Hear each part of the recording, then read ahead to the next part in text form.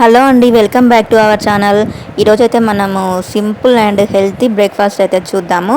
చాలా త్వరగా అయిపోతుంది. ఇంట్లో బ్రేక్ఫాస్ట్ చేయడానికి ఏమీ ఐటమ్స్ లేనప్పుడు ఈ విధంగా ఈ ఒక్క అటుకులు ఉంటే మాత్రం మనము పులిహోర లాగా చేసుకోవచ్చు. ఈ అటుకులని మాత్రం మనము ఈ విధంగా ఫస్ట్ మనం వాష్ చేసుకొని అయితే వాటర్ వేసుకొని వాష్ చేసుకొని నానబెట్టుకోవాలి.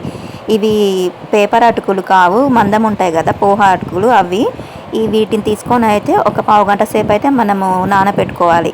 ఆ తర్వాత ఒక కడాయి పెట్టుకొని అందులో ఆయిల్ అయితే వేసుకుందాం. ఇప్పుడు ఇందులో మనము పోపు వేసుకోవడానికి కావాల్సినవి అయితే పల్లీలు, శనగపప్పు, జీలకర్ర, ఆవాలు వీటిని అయితే మనం ఆయిల్ హీట్ అయిన తర్వాత వేసుకుందాం. ఇవి కొద్దిగా ఆయిల్లో అయితే వేగనివ్వాలి. ఒకసారి ఈ విధంగా మిక్స్ చేద్దాం అన్నీ కలిసేలాగా. ఆ తర్వాత ఇవి వేగినాక మనము onions, green chillies, curry leaves వీటిని కూడా చిన్న చిన్నగా కట్ చేసుకొని ఈ విధంగా ఈ ఆయిల్లో వేసుకొని ఒకసారి అయితే ఇలా కలుపుకోవాలి. మంచిగా అన్నీ ఆయిల్లో ఫ్రై అవ్వాలి. ఇవన్నీ ఫ్రై అయిన తర్వాత అటుకులు మాత్రం మనకు పావు గంటలో నానిపోతాయి. ఇలా నానిన తర్వాత వీటిని వాటిలో ఉన్న వాటర్ని మొత్తం స్క్వీజ్ చేసి పక్కన పెట్టుకోవాలి. చూడండి, ఈ విధంగా అయితే మనము అటుకుల్లో ఉన్న వాటర్ని మాత్రం తీసేసి ఇలా ఒక ప్లేట్లో అయితే వేసుకుందాం. ఒక్క 1 మినిట్ ఇలా ఆరనివ్వాలి. ఆరిన తర్వాత వీటిని మనము ఈ పోపులో అయితే వేసుకోవాలి. మనము వీటిలో వేసుకునే ముందు సాల్ట్ కూడా ఇందులో వేసుకోవాలి. తగినంత సాల్ట్ అయితే వేసుకోవాలి. వేసుకొని ఒకసారి అయితే మిక్స్ చేసుకోవాలి. ఇప్పుడు సాల్ట్ ఆనియన్స్కి పట్టిన తర్వాత ఆనియన్స్ కొద్దిగా వేగిన తర్వాత అందులో మనము కొద్దిగా ఇంగువ పొడిని అయితే వేసుకుందాం. ఇంగువ పొడి వేసుకున్న తర్వాత కొద్దిగా పచ్చివాసన పోయాక కొంచెం పసుపు కూడా వేసుకోవాలి.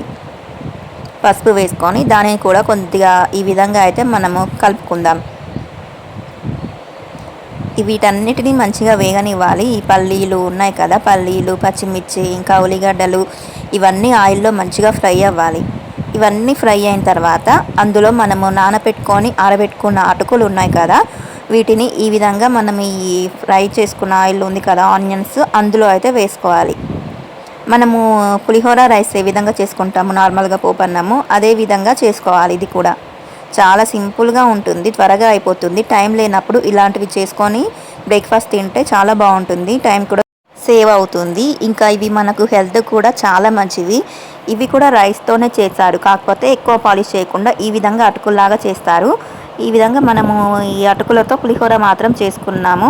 లాస్ట్లో ఇలా మనం ఒకసారి కలుపుకున్నాం కదా, కలుపుకునే ముందర లెమన్ జ్యూస్ ఉంటే కూడా వాటిని ఇందులో లాస్ట్లో వేసుకొని తింటే చాలా టేస్టీగా ఉంటుంది. సేమ్ పులిహోర లాగానే ఉంటుంది. మీరు కూడా ఈ విధంగా ట్రై చేయండి. ఈ రెసిపీని సింపుల్గా అయిపోతుంది.